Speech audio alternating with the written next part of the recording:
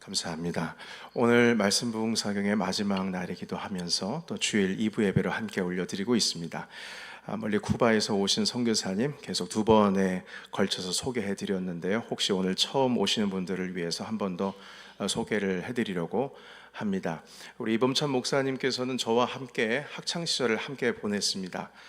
그리고 기쁨의 그 학창 시절을 보내면서도 주님 사랑하는 마음 함께 품고 있었고, 그리고 우리 8년 전에 저희 교회에 우리 모빌하우스에 있을 때 오셔서 3일 동안 이미 하나님의 말씀을 전해주셨습니다. 근데 그때는 목회자로서 오셨었는데 지금 오실 때는 선교사로 오셨습니다. 목회자였을 때의 그 영성에 더 플러스해서 선교제의 영성을 더 품고 오셨기 때문에 우리 업그레이드된 목사님을 우리가 지금 맞이하고 있습니다. 마지막 말씀 드릴 때 오늘도 주님의 은혜가 이곳에 충만할 줄로 믿습니다. 예, 충만할 줄로 믿습니다. 우리 목사님 맞이할 때에 할렐루야로 화답하시면서 우리 함께 사랑하는 마음으로 또한 주님 말씀 기뻐하는 마음으로 함께 모시겠습니다. 다 같이 할렐루야.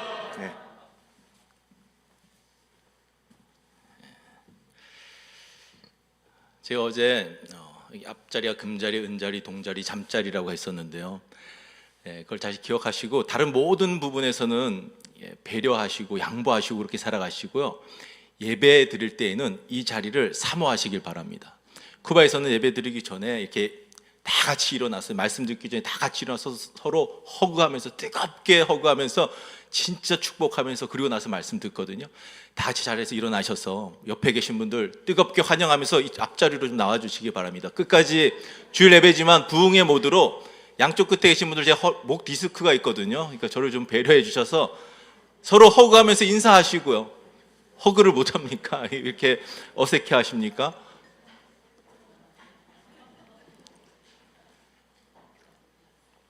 진심으로 사랑합니다, 축복합니다 하시면서 인사하시고요.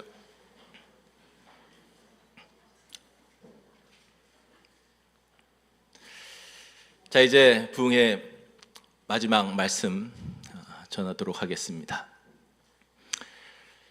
어느 노부부에게 세 딸이 있었습니다. 노부부니까 사위도 셋 있었습니다. 돈이 많은 사람들이었는데 이 재산을 이제 어떻게 상속해야 하나 이런 생각도 하면서 그 사위들의 한번 마음을 알아보고 싶었습니다. 그래서 이 첫째 사위를 먼저 데리고 이 장모님이 산책을 가자고 해서 갔어요. 강가에서 이렇게 걸어가다가 이 장모님이 물에 빠졌습니다. 그랬더니 이 사위가 바로 뛰어들어서 이 장모님을 구해드렸습니다.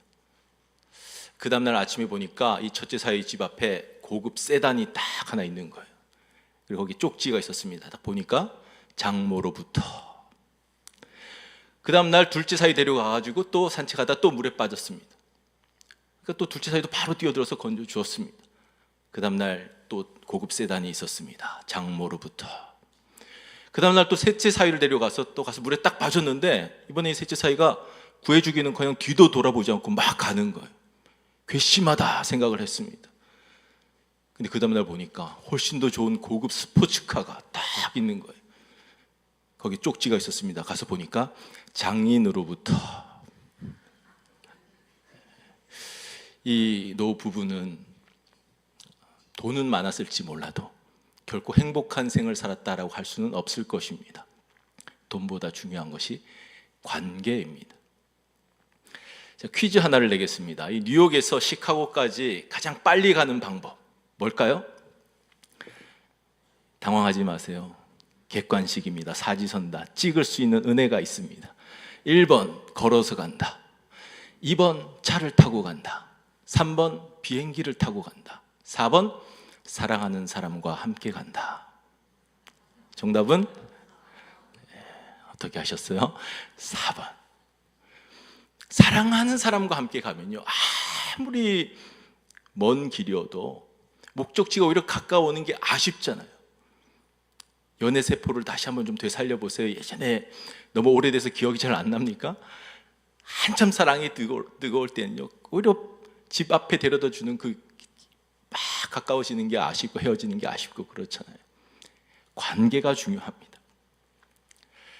사랑하는 사람과 함께 가는 그 길은 아무리 멀어도, 아무리 많은 장애물이 있어도, 아무리 험난한 길일지라도 우리는 그 길을 가깝게 생각하며 가벼운 발걸음으로 걸어갈 수 있다는 것입니다. 부부 관계, 또 친구 관계, 교우 관계 다 중요하죠. 그러나 우리에게 있어서 그보다 훨씬 더 중요한 관계를 맺어야 할 분이 있습니다. 누굽니까? 주님과의 관계입니다. 다 인간관계 잘 맺고 살아가는데 주님과의 관계가 어그러졌다. 그 인생을 결코 성공한 인생이라고 할 수는 없습니다. 우리 사람들과 관계를 맺을 때는요, 나는 좋은 마음으로 하는데 뭔가 어그러질 때도 있어요. 지브로라는 영화에서 보면은 이 손주가, 서울에 살던 손주가 시골의 할머니에게 가잖아요. 가서 너 뭐 먹고 싶냐 그러니까 이 손주가 치킨 먹고 싶다 그래. 그래서 이 할머니가 이 손주를 위해서 정성껏 준비하잖아요. 뭘 준비합니까? 삼계탕을 푹 구워서 이 손주에게 딱 주니까 손주가 뭐라고 합니까? 이거 치킨 아니야 그러잖아요. 우리는 최선을 다해서 누군가에게 뭘 하려고 하는데 받아들이는 사람이 선의로 받아들이지 않는 경우들도 있습니다. 근데 우리 주님은 어떻게 하세요? 주님과의 관계에서 주님은 문제가 될 때가 단 한 번도 없습니다. 항상 우리가 문제지. 우리가 주님을 외면하고, 우리가 주님을 떠나고, 우리가 주님을 배신하고, 그렇게 하는 것이 주님이 우리를 떠난 적이 있습니까? 우리는 그래서 사랑합니다. 축복해 주셔서, 건강하게 해 주셔서, 이것 도와주셔서, 이것저것 문제 해결해 주셔서, 그래서 사랑할 때가 많은데, 우리 주님은 우리를 그래서 사랑하는 게 아니라 그래도 사랑하는 거예요. 네가 나를 떠나가도, 네가 나를 외면해도, 네가 나를 배신해도 그래도 사랑해 주시는 분이세요. 그러니까 우리만 돌아가면 돼요. 주님은 한 번도 우리에게서 내민 손을 거두신 적이 없어요. 우린 그것을 늘 잊고 살아가죠. 언제 깨닫게 됩니까? 다시 주님께로 돌아가서 그 손을 딱 붙잡을 때 주님은 한 번도 나를 떠나신 적이 없구나, 한 번도 눈동자를 거두신 적이 없구나. 그때 비로소 깨닫게 되는 것이죠. 세족식 그 말씀을 많은 사람들은 예수님은 참 겸손하셨다, 그렇게만 이해를 하고 넘어가는데, 저는 그 말씀을 묵상할 때마다 그런 마음이 쫙 들어요. 예수님께서 그 제자들의 발을 씻겨주는 마음이 어떠셨을까? 어떤 심정으로 씻어주셨을까? 너희들, 내가 이제 곧 십자가에 못 박히는데 너희들 이 발로 너 도망갈 거, 배신할 거 내가 다 알고 있어. 그렇지만 나는 거기까지 따라갈 거야. 나는 너 포기 못해. 난 끝까지 너 책임질 거야. 너 죽는 꼴 못 봐. 그게 우리 주님의 마음이에요. 가룟 유다는 배신할 거, 끝까지 배신할 거 아시면서도 마지막까지도 붙잡고 싶어서 그 발을 씻어주시는 분이 바로 우리 주님이십니다. 계속 3일간 강조하는 것이지만 주님과의 관계가 해결되어지면, 수직적으로 해결되어지면 수평적으로도 자연스럽게 해결되어지는 것을 경험하게 됩니다. 내 감정으로, 내 생각으로 인간관계 맺으려고 하니까 자꾸 어그러지는 것이죠. 주님과의 관계가 해결되지면 그렇게 얽혀있던 문제들, 가족들 간의 문제, 부모 자식 간의 문제, 시어머니와 며느리 문제, 이런 것들도 자연스럽게 해결되어지는 것을 경험하게 되는 거예요. 어떻게 하면 우리의 인생길, 한 번뿐인 이 인생길을 가벼운 발걸음으로 걸어갈 수 있을 것인지 말씀 속에서 더 온전한 해답을 찾아보도록 하겠습니다. 13절 말씀 같이 읽어보겠습니다. 시작.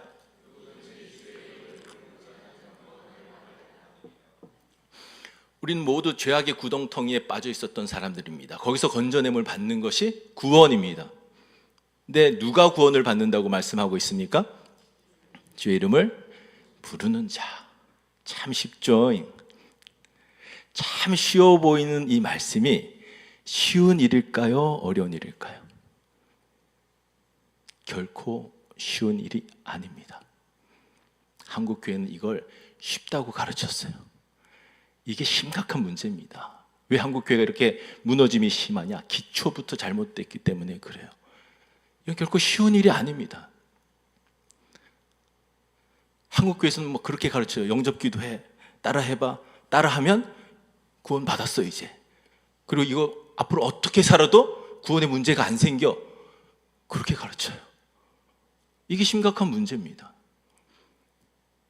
한 번 받은 구원에 문제가 생깁니까? 안 생깁니까?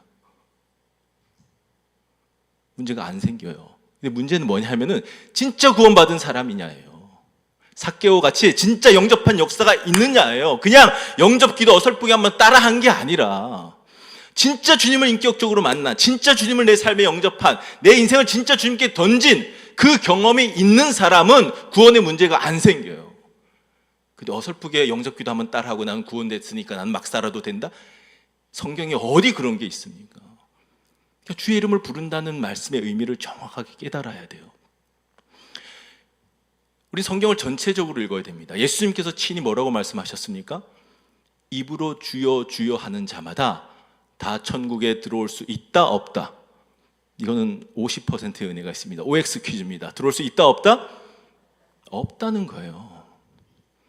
그러니까 입으로만 형식적으로만 종교인으로 살면서 그냥 주여 주여 하는 사람은 천국에 못 들어간다는 겁니다. 구원 못 받는다는 겁니다. 그러니까 우리는 명확하게 깨달아야 돼요. 입으로 주여 주여 하는 것과 여기서 말씀하시는 주의 이름을 부른다는 것의 이 차이를 명확하게 깨달으셔야 된다는 겁니다. 그러니까 성경을 읽을 때는 항상 그 시대 상황을 생각하면서 읽어야 그 성경 속에 담겨져 있는 진의를 깨달을 수가 있습니다. 이 로마서가 쓰여지는 이 시대에서 주의 이름을 부른다는 것의 의미가 무엇인지 아셔야 돼요. 그 시대에는요, 유대교가 대세였어요. 이제 기독교는 막 태동하던 시대였으니까. 그 시기 속에서 주의 이름을 인정하고 주의 이름을 시인하고 주의 이름을 부른다는 것은 뭘 의미하느냐 하면 이 유대교에서부터 출교당하는 거였어요. 가족들은 지금 다 유대교에 남아있어요. 가족들로부터 버림당하는 것을 의미했어요. 감옥에 갇히는 것이었고요, 고분당하고 매맞는 것이었고요, 심지어는 사자밥이 되어서 죽는 것이었어요. 그런 시대 상황 속에서 주의 이름을 부르는 거예요. 오늘 한국과 이 미국 상황 속에서 주의 이름 부른다고 예수님 예수님 하고 다닌다고 해서 누가 잡아갑니까? 감옥에 가둡니까? 아무 제재도 받지 않는, 아무 불이익도 받지 않는 이 시대 속에서 예수님 이름 부르는 거하고 그 시대 상황 속에서 부르는 거는 명확하게 차이가 났다라는 것입니다. 여러분, 주님을 위하여서 포기한 무언가가 있습니까? 뭔가 감수한 무언가가 있습니까? 지금 쿠바에는 엄청난 부흥의 역사가 일어나고 있습니다. 그 원동력이 있습니다. 1992년에 법이 바뀌었습니다. 뭐라고 바뀌었냐면 그리스도인도 공산당원이 될 수 있다. 이게 이때 바뀌었어요. 그 이전에는 그리스도인은 공산당원이 될 수 없었어요.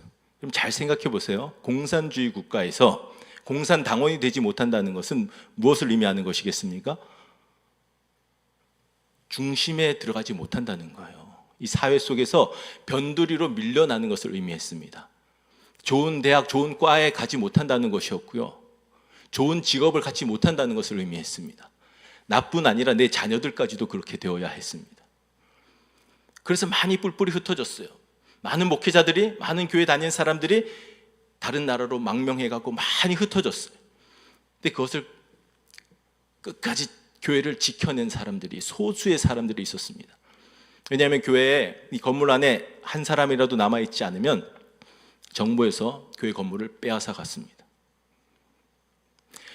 날 위하여 전부를 버리신 주님, 날 위하여 십자가에서 못 박혀 죽으신 주님, 나도 그 주님을 위해서 무언가를 하고 싶은 마음이 막 일어나는 거예요. 이런저런 불이익이 따른다 할지라도, 이런저런 어려움이 따른다 할지라도, 내 자식에게까지 그렇다 할지라도 나는 이것을 지켜내겠다는 것입니다. 세상의 사람들은 그걸 존경하는 거예요. 야, 저 사람들은 우리와 다른 세계관, 다른 가치관을 가지고 살아가고 있네.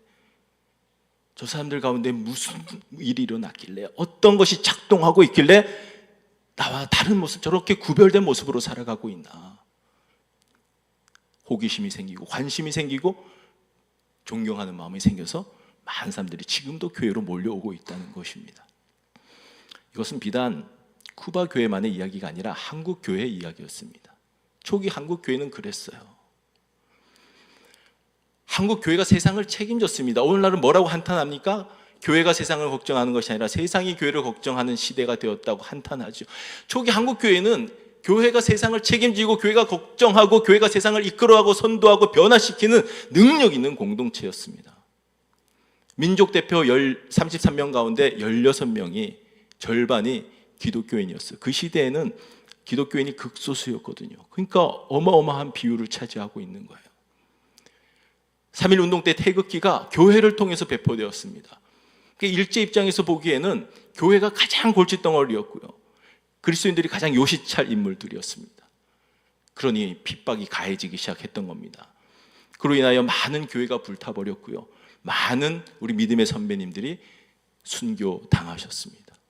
소중한 많은 것들을 잃어버렸지만 소중한 또 다른 것을 얻게 되었는데 그게 뭐냐? 교회의, 기독교의, 그리스도인의 좋은 이미지였습니다.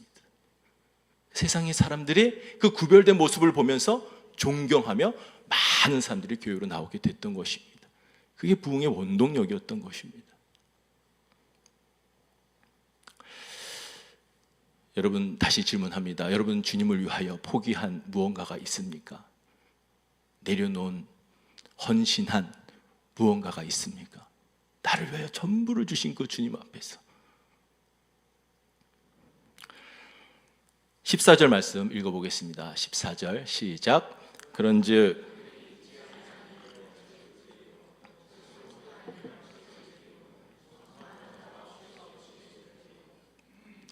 아주 간단하고 상식적인 말씀입니다. 그 주의 이름을 부르는 자가 구원을 얻는다고 했어요. 그냥 부르는 게 아니라 믿음으로 불러야 구원을 얻는다고 했습니다. 근데 이 믿음은 들음에서 나며 이런 말씀도 있잖아요. 들어야 믿음이 생겨나는 거예요. 하나님의 말씀을, 복음을 들어야 믿음이 생겨나는 거예요. 근데 그 들으려면 어떻게 해야 돼요? 전파하는 사람이 있어야 되는 거예요.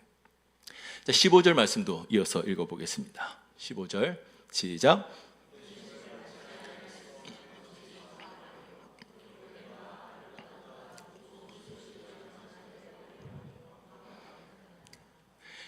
누가 전파하느냐? 보내심을 받은 자가 전파한다는 겁니다. 그러니까 처음부터 다시 생각해 보면 보내심을 받은 자가 전파하면, 전파한 자가 있을 때 듣는 사람이 생겨나게 되고, 들을 때에 믿음이 생겨나게 되고, 믿음으로 부를 때에 구원에 이르게 된다라는 것입니다. 그러니까 모든 것에는 출발이 돼야 이 거룩한 일이 펼쳐져 가는 것이잖아요. 가장 출발점이 뭐라고요? 보내심을 받은 자가 전파해야 된다는 거예요. 누가 보내심을 받은 자입니까? 진짜 구원받은 사람, 진짜 구원받은 사람에게 그 자격이 주어지는 거예요. 자기도 구원받지 못하는데 뭘 소개를 하고 뭘 이끌어 주겠습니까? 진짜 구원받은 사람은 그 자격이 주어지고요, 또 해야 할 책임까지 주어지는 것입니다. 여러분, 이것이 부담스럽습니까? 이건 영광스러운 일입니다. 사실 하나님께서 혼자 다 하실 수 있어요. 그렇지만 그 거룩한 일에 우리를 불러주셔서 동역자로 불러주시고 써주시는 거예요. 그건 영광스러운 일이에요. 하나님의 자녀가 되었다는 건 참 감사하고 감격스러운 일이지만 하나님께서는 여러분 거기서 그 수준에서 머물러 있기를 원치 않으시고 이제는 동역자의 자리로 뛰어넘어서 주님과 손잡고 동역하면서 이 거룩한 이 원대한 구원 사역을 함께 이루어 가자고 여러분 초청하고 있는 것입니다. 그 초청이 얼마나 영광스러운 일입니까? 얼마 전에 페이스북에서 제가 이런 글을 보았습니다. 한 사람이 교회에 나와서 기도하기 시작합니다. 하나님, 저에게 50만 불만 주시옵소서. 50만 불 주시면 제가 이걸 하나님의 영광을 위해 잘 사용하겠습니다. 큰 소리로 막 기도하고 있었는데 또 잠시 후에 또 다른 사람이 들어와서 기도하기 시작합니다.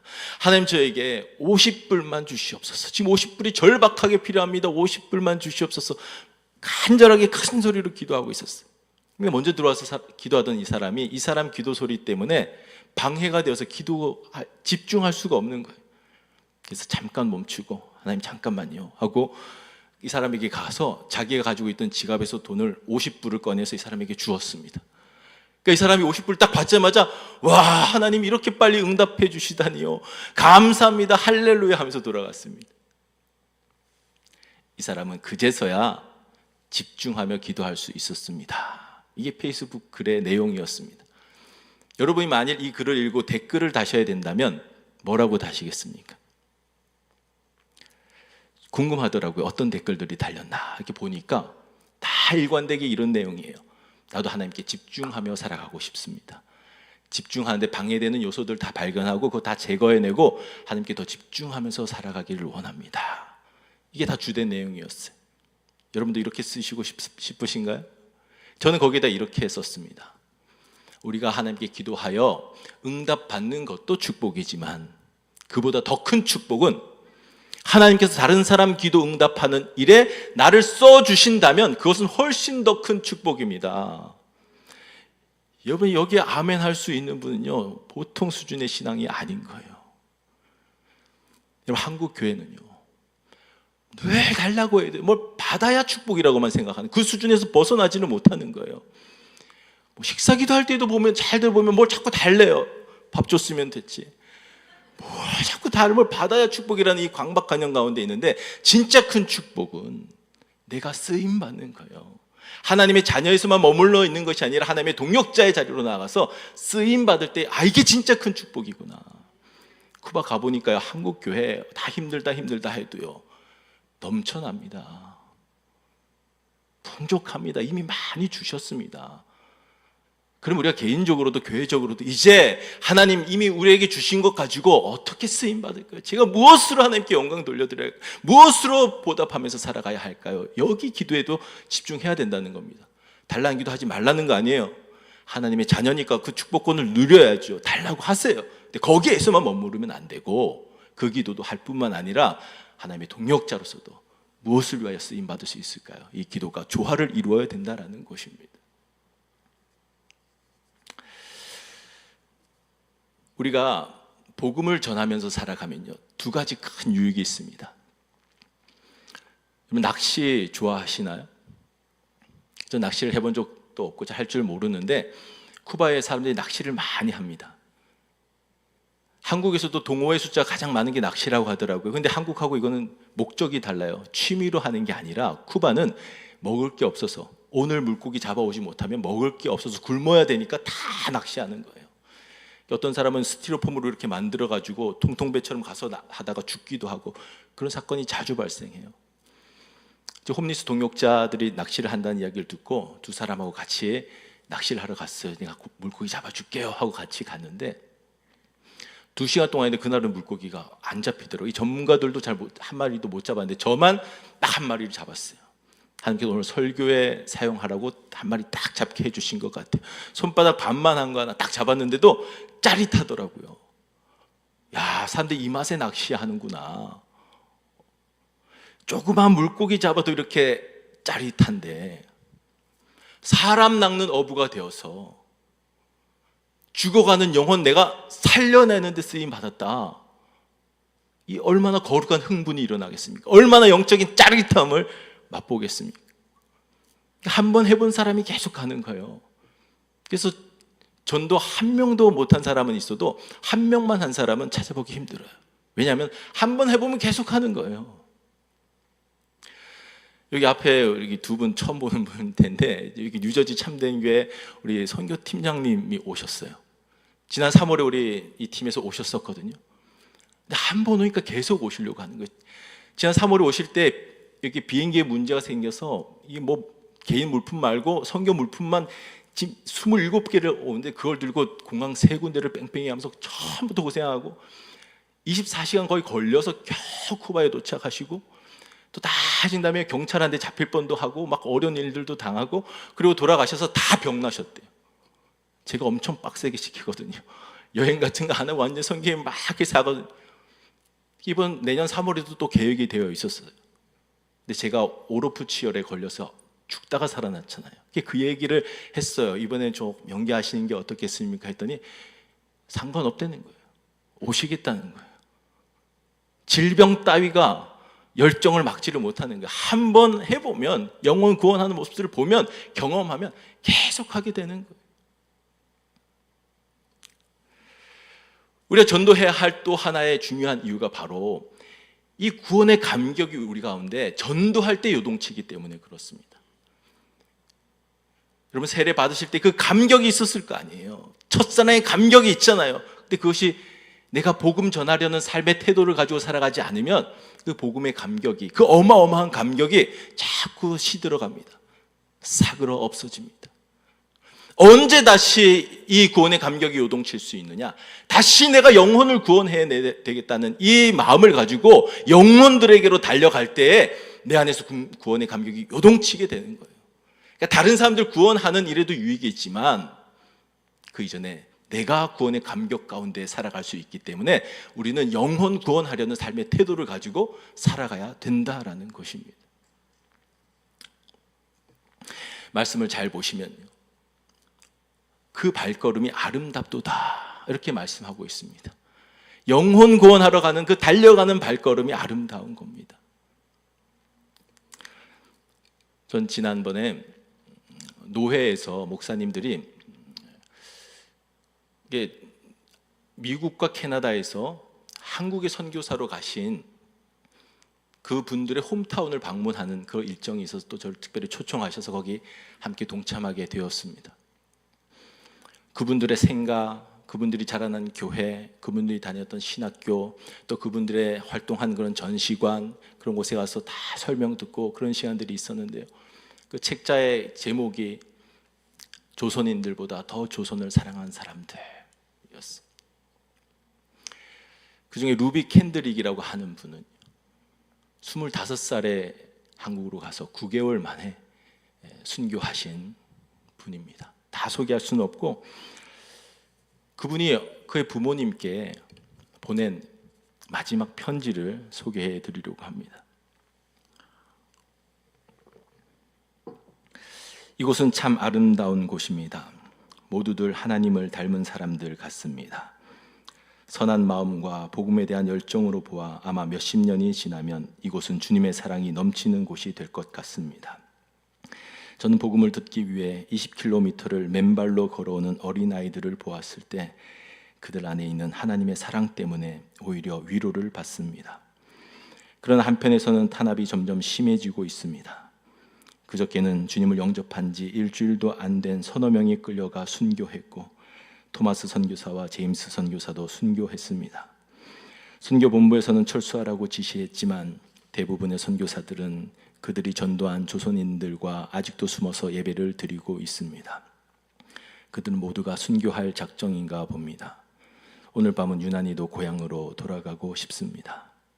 외국인을 죽이고 기독교를 증오한다는 소문 때문에 부두에서 저를 끝까지 말리셨던 어머니의 얼굴이 자꾸 제 눈앞에 어른거립니다.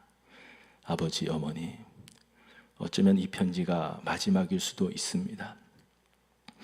제가 이곳에 오기 전 뒤틀에 심었던 한 알의 씨앗으로 인해 이제 내년이면 온 동네가 꽃으로 가득하겠죠. 그리고 또 다른 씨앗을 만들어내겠죠. 저는 이곳에 작은 씨앗이 되기로 결심했습니다. 제가 씨앗이 되어 이 땅에 묻히게 되었을 때 아마 하나님의 시간이 되면 조선 땅에는 많은 꽃들이 피고 그들도 여러 나라에서 씨앗이 될 것입니다. 저는 이 땅에 저의 심장을 묻겠습니다. 바로 이것은 조선에 대한 제 열정이 아니라 하나님께서 조선을 향한 열정이라는 것을 알게 되었습니다. 어머니, 아버지 사랑합니다. 그분은 양화진에 묻혔는데 그의 묘비에 이렇게 써 있습니다. 나에게 1000개의 생명이 있더라도 1000개의 생명을 다 조선 땅에 묻겠습니다. 그것이 씨앗이 되어서 오늘 우리가 열매로 맺혀 있는 겁니다. 전해준 사람이 있었기 때문에 오늘 우리가 존재할 수 있는 겁니다.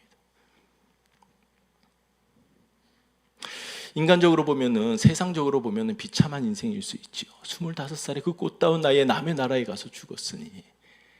근데 영적으로 볼 때, 하나님의 관점으로 볼 때, 하나님의 나라의 입장에서 볼 때 그 발걸음이 얼마나 가벼웠었겠습니까?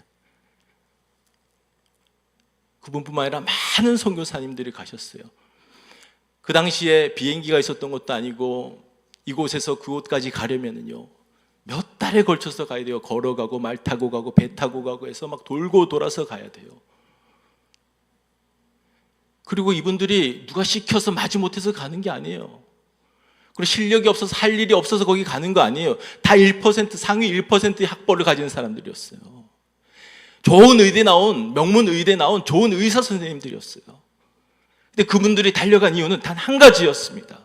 그곳에 영혼이 있다. 그 한마디 듣고 달려간 거예요. 그 영혼 구원해내고 싶어서.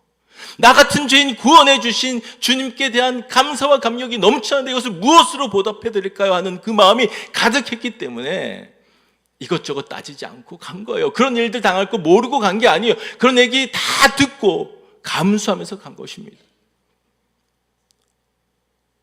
사도들은 기뻐했다고 성경은 기록하는데 뭐 때문에 기뻐했느냐?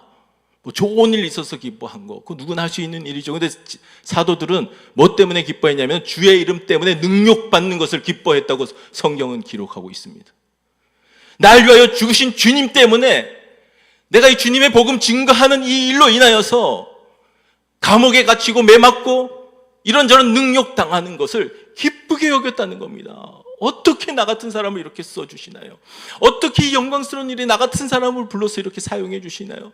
감사합니다, 감격합니다. 그 마음이 있었기 때문에 능력받는 걸 기뻐하는 자리까지 간 겁니다. 능력받는 것조차 기뻐하면서 살아가는 사람들, 세상이 어떻게 이해하고 세상이 어떻게 그런 사람들을 감당할 수가 있겠습니까?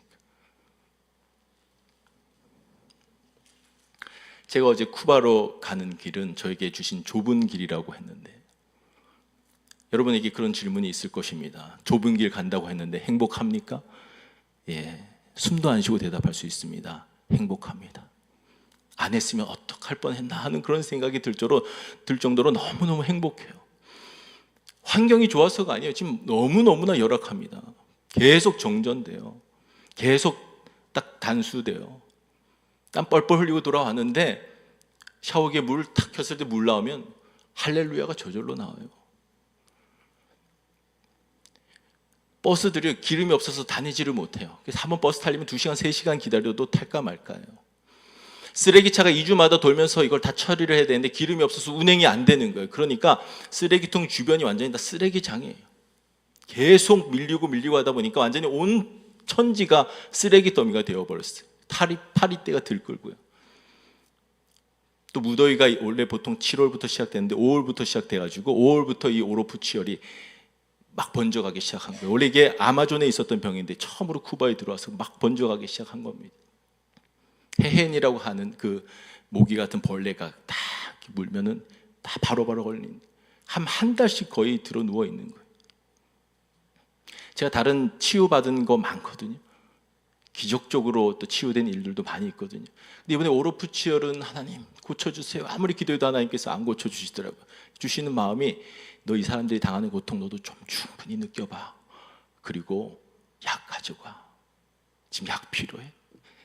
병원에 약이 없어요. 그건 지금 치료제도 없는 병인데 제가 타이레놀 먹으면서 겨우겨우 버텼어요. 계속 104.5도 계속 이런데 타이레놀 2개 먹으면 겨우 102점대로 떨어지니까 그럼 한 4시간 있으면 또 다시 올라가요.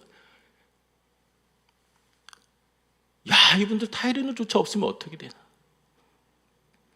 제가 이번에 가서도 다 나눠드렸었는데 제 아프다는 소식 듣고 너도 나도 다시 막 저에게 갖다 주는 거예요. 먼저 저부터 빨리 회복되라고. 그분들은 그 없는 것 중에서도 그런 사랑을 저에게 보여주고 있어요. 좁은 길인데요. 좁은 길을 가면서 제가 기뻐하고 행복할 수 있는 이유는 단 한 가지입니다. 주의 영이 함께 하심을 느끼기 때문입니다. 그런 찬양이 있지요. 좁은 길을 걸으며 밤낮 기뻐하는 것 주의 영이 함께 함이라. 주의 영이 함께 하신 것이 느껴져요. 왜? 복음 전파하는 현장이니까. 세세하게 도와주시고 역사해 주시는 것이 느껴져요.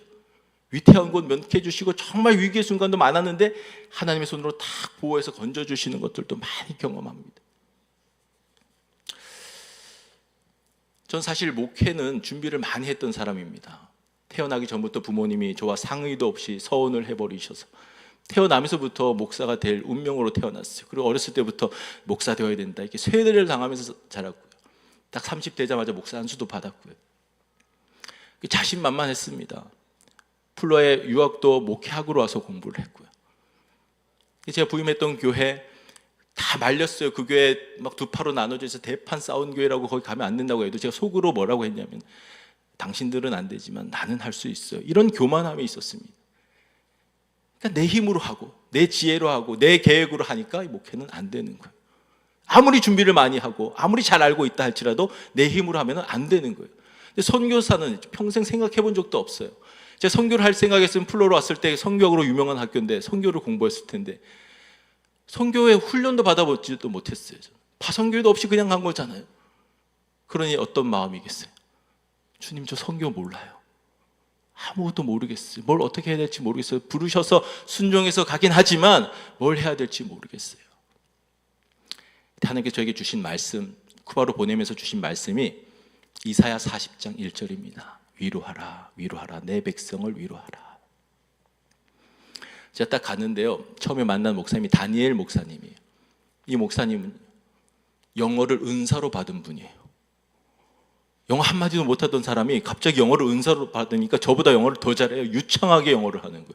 선교지에서 이런 얘기 있다는 걸 들었었지만 실제적으로 보니까 진짜 신기하더라고요.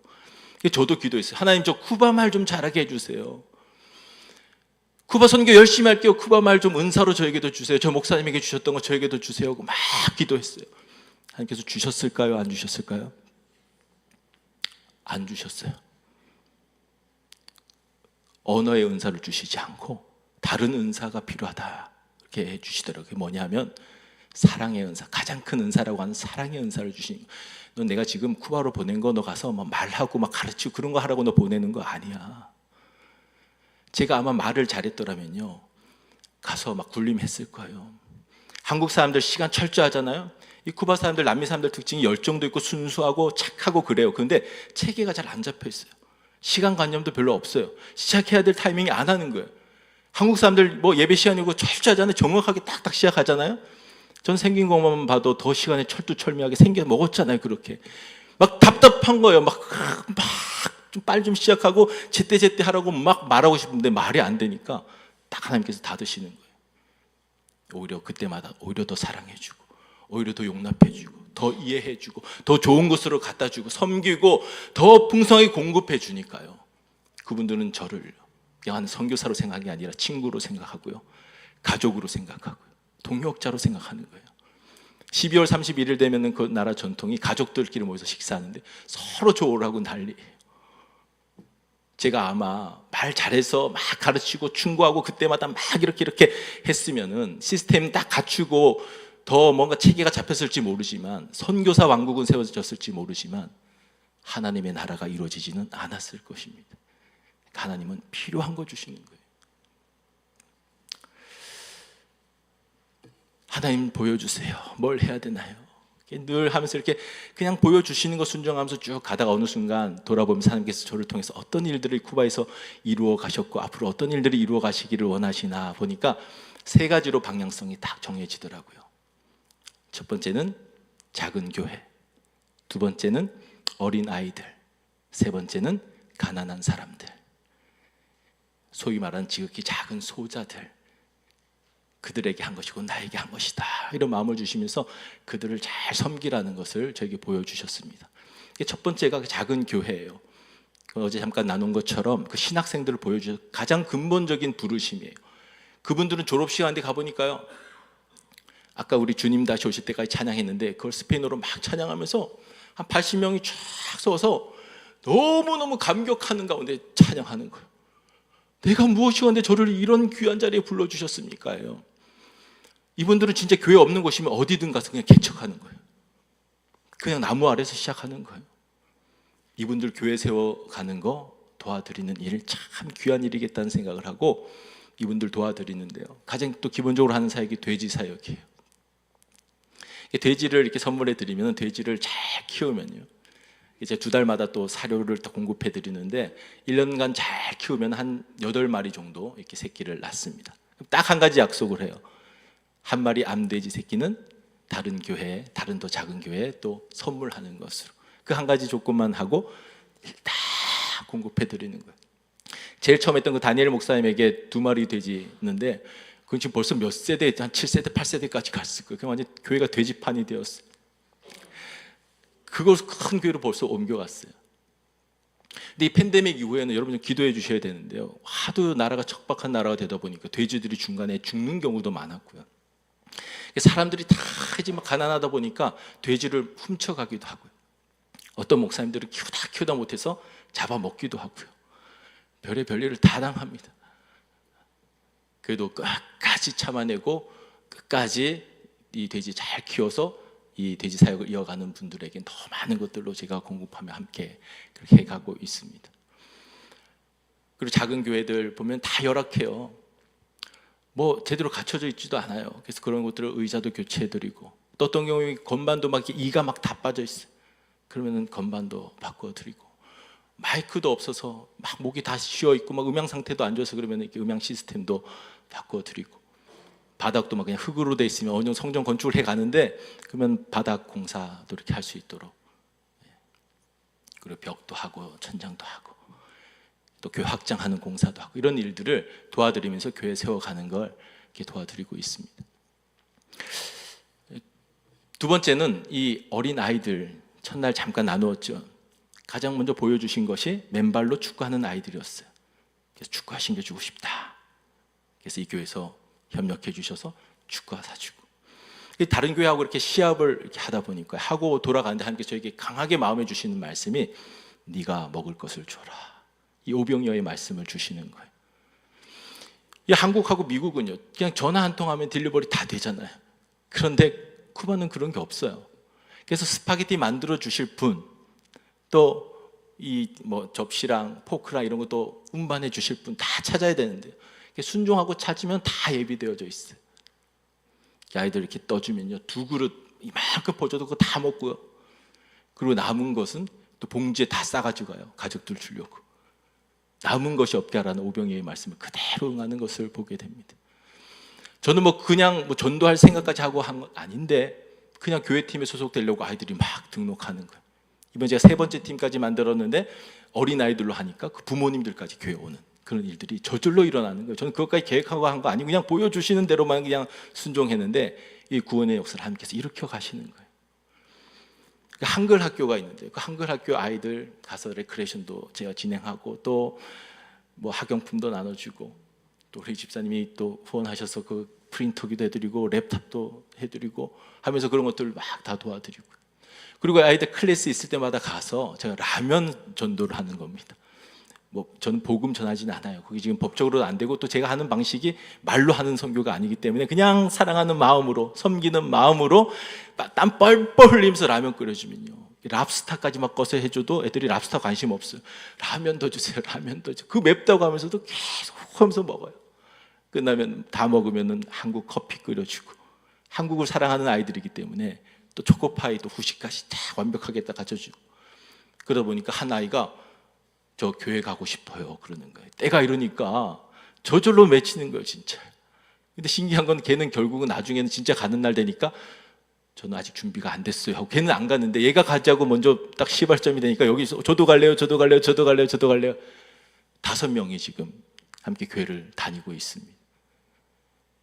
그러니까 그냥 저는 뭐 그것까지 목표로 하고 하는, 물론 최종 목표는 맞지만 막 표면적으로 드러내지 않았어요. 그리고 막 하지도 않았어요. 그냥 사랑하는 마음으로 삶으로 섬기니까 하나님께서 그 구원의 역사를 이루어 가시는 것을 경험하게 된다는 것입니다. 마지막 3번째는요, 가난한 사람들이에요. 또 제가 길을 걸어가는데 팬데믹 이후에 그런 사람들이 많이 생겨났어요. 쓰레기통을 뒤지는 거예요. 그러니까 어떤 사람이 딱 보니까 누가 버리고 간 그 스파게티를 발견한 거예요. 마치 신받다 하는 표정으로 그걸 들어가지고 이걸 먹으려고 하더니, 근데 보니까 파리떼가 막 득실득실거려요. 제가 깜짝 놀라가지고 달려가서 그거 드시지 마시라고 빨리 버리고 제가 돈을 드리면서 이거 갖고 새 거 사 드세요 했는데 돈도 받아갖고 그것도 기어이 들고 가시더라고요. 그래서 그런 분들 찾아다니면서 제가 음식 가져가서 드리고, 항상 돈 가지고 다니면서 음식값 드리면서 음식 가서 드시라고 하면서 그렇게 하면서 많이 또 친구들도 생겨나게 됐어요. 그러다가 하나님께서 만나게 해주신 분이 알프레도 목사님입니다. 이분은 홈리스였어요. 알코올 중독에 빠져 있었던 사람이었어요. 그랬는데 하나님께서 그를 부르셔서 목사 되게 한 거예요. 그리고 하나님께서 그에게 명하시더래요. 네가 먹을 것을 줘라. 네가 저 사람들에게 먹을 것을 줘라 하니까 이분 반응이 어떻겠어요? 제 코가 석잔데요. 그랬다는 거예요. 자기도 먹을 게 없는데 먹을 거 주라고 하니까 너무 난감한 거죠. 그렇지만 하나님께 너무 강력하게 명하시니까 그냥 순종했대요. 어떻게 하든 꾸역꾸역 해간 거예요. 조금씩 동역자들도 생겨나고 하면서. 근데 제가 이제 친구들이 생겼으니까 이제 카드를 만들었어요. 아주 예쁘게 아주 세련되게 만들어서 그 교회 예수님의 손 교회 예배 장소 시간, 그다음에 꾸리따 공원 수요일 금요일 저녁 8시에 여기서 음식 나눠 드립니다. 딱 써가지고 이렇게 막 홈리스 분들 나눠드리고 찾아다니면서 나눠드리고 그리고 음식 질을 확 높이고 스파게티 한 번, 또 한 번 빠에야 한 번, 뭐 그렇게 하고 그리고 생필품, 의약품 뭐 계속 이렇게 나눠드리니까 지금은 처음에 왔을 때 한 20명 정도 있었는데 지금 120명에서 150명 정도까지 수요일 금요일마다 모여서 계속 그렇게 식사하고 그 전에 복음 선포 이제 현지 목사님 통해서 하게 하죠. 너무 많아져서 이제는 육성으로 안 들려서 앰프, 이동식 마이크 앰프 또 사들여가지고 그것도 다 할 수 있게 하고 복음이 결국은 다 전파되게 하는 거예요. 저는 다른 것들로 서포트하면서 제가 직접 하진 않더라도 되어지게끔 이렇게 만들어 가는 겁니다. 그리고 이게 이분들이 제가 잘 섬기니까 저를 참 좋아해요. 와가지고 막 이렇게 허구해요. 그리고 볼 인사하잖아요. 그 뭐 이렇게 악취가 많이 나요, 사실. 근데 선교를 제가 안 하면 안 했지. 그분들 다가오는데 제가 이렇게 피하면 되겠습니까? 같이 해야죠. 진심으로 끌어안아줘야지. 막 얼굴에 땀이 막 범벅이 되는데 하면은 막 묻어 있는 다 이렇게 하는 거예요. 그러다 보니까 하나님께 딱 주시는 마음이 이 사람 좀 씻게 해주고 싶은 거. 씻을 공간이 없으니까 점점 이렇게 되어지는 거잖아요. 한국 같았으면 목욕탕에 다 모셔가지고 하루 빌려가지고 딱 하면 좋겠는데 목욕탕도 없고 그럴 수 없으니까 어떻게 할까? 교회에다 한번 샤워실을 설치하면 좋겠는데 하는 마음이 들었는데 그 예수님의 손 교회가 누가 버리고 간 3층에서 모이고 있었어요. 근데 거기에 올라가려면 계단이 가파르게 돼 있어가지고 올라갈 때면 저도 막 부들부들 떨면서 이러면서 올라갔어야 됐어요. 근데 다 몸도 불편하신 분들인데 거기 초청했다가는 가다 누구 하나 떨어져서 사고라도 나면 그거 어떻게 할 거예요? 그러니까 초청도 못 하는 거예요. 그래서 기도만 하고 있었어요. 하나님 1층에 어디 교회 없습니까? 1층 교회 주시면 안 됩니까? 제가 뭐 교회를 뭐 사거나 지을 수 있는 형편도 안 되니까 알프레도 목사님한테 말씀을 드리면 또 기대하니까 말도 못하고 저 혼자 기도만 하고 있었어요. 근데 어느 순간 목사님이 갑자기 저에게 달려오시더니 목사님 굿뉴스예요. 어떤 교회가 1층을 우리로 무료로 사용하라고 주셨어요. 신기하지 않습니까? 선한 마음 품고 그 나라 그 일을 구하는 마음으로 기도하면 하나님은 오래 지체하지 않으시고 바로바로 응답해 주시니까 내 욕심 구하니까 자꾸 지체되는 것이지 정말 필요한 일 가지고 하니까 응답을 빨리빨리 해 주시더라고요. 알고 보니까 이 목사님이 거리에 있을 때에 이 목사님을 교회로 이끌어 가셨던 그 목사님이 목회하던 교회였어요. 근데 이 목사님이 5년 전에 돌아가셨대요. 그리고 교회가 문을 자연스럽게 닫게 된 겁니다. 근데 이 가족들이 2층에 살고 있는데 이 가족들이 이 알프레도 목사님 신실하게 하신다는 이야기를 듣고 와서 무료로 사용해도 좋다라고 제안을 한 겁니다. 그래서 가자마자 바로 화장실 공사부터 하고 리모델링 다 하고 변기며 뭐 세면기며 다 바꾸고 최고 좋은 수건으로 다 하고 샴푸며 또 바디워시며 다 갖다 놓고 미는 것까지 칫솔 치약 다 해가지고 최상급으로 이분들 섬기는 거예요. 한 30명씩 월요일마다 오셔서 이발사들 다 이렇게 준비시켜서 이발하고 그다음에 세탁기까지 구입해서 처음에 새 옷 나눠드리고 또 가져오면은 옷 세탁해서 또 드리고 그리고 가스레인지 5분 되는 것까지 해서 피자도 해드리고 라면도 끓여드리고 다. 근데 그러다 보니까 자꾸 정전이 되는 거예요. 막 하다가도 갑자기 불이 나가고 시작할 때부터 불 나가 있고 처음에는 몇 번 기도했어요. 하나님 이 정전 지역 된다는 거 선포가 돼 있었는데 기도를 했는데 하나님께서 여기만 마치 6월절 넘어가듯이 여기만 정전이 안 되기도 해주시고 그런 능력도 체험하게 해주셨어요. 근데 언제까지 그렇게 할 수는 없잖아요. 어떤 분이 이 정전이 자주 된다는 소식을 듣고 저에게 연락을 주셨어요. 협력교회 어떤 그 교회 어떤 성도님인 것 같아요. 선교 편지를 읽다가 그러셨는지 발전기를 이렇게 뭐 이렇게 하는 사업을 하시는 분인 것 같아요. 발전기 보내드릴 수 있는 방법이 있냐고 연락이 왔는데 보니까 해외에서 이렇게 뭐 보내주는 게 이게 잘 안 돼요. 오래 걸리고 잃어버리기도 하고 비용은 오히려 더 많이 들고 알아보다 보니까 쿠바에서 살 수 있는 방법이 있더라고요. 그래서 쿠바에서 발전기를 사서 발전기를 딱 해놓으니까 이제는 정전이 되어도 끄떡없이 사역이 진행되게 하는 거예요. 그러니까 하나님께서 다 되게 하시는 거예요. 믿음으로, 선한 마음으로, 그냥 순종하는 마음으로 하나씩 하나씩 가면 하나님이 다 책임져 주시더라고요. 더 많은 지역들 하고 싶었어요. 이런 알프레도 목사님 같은 신실한 목사님 하나님 만나기만 해주시면 또 다른 지역에서 하고 싶습니다 기도하던 가운데 히카르도 목사님, 이 마리아나오라고 하는 좀 떨어진 지역에 있는 곳에 그 목사님 또 하나님 또 만나게 해주셨어요. 그분도 올해부터 지금 제2 지역에 또 시작해서 이렇게 이 사역을 또 펼쳐가려고 지금 계속 해가고 있는 그런 상황 가운데 있습니다. 많은 분들이 지금 예수님의 성교회 같은 경우는 교회가 이제 모자라요.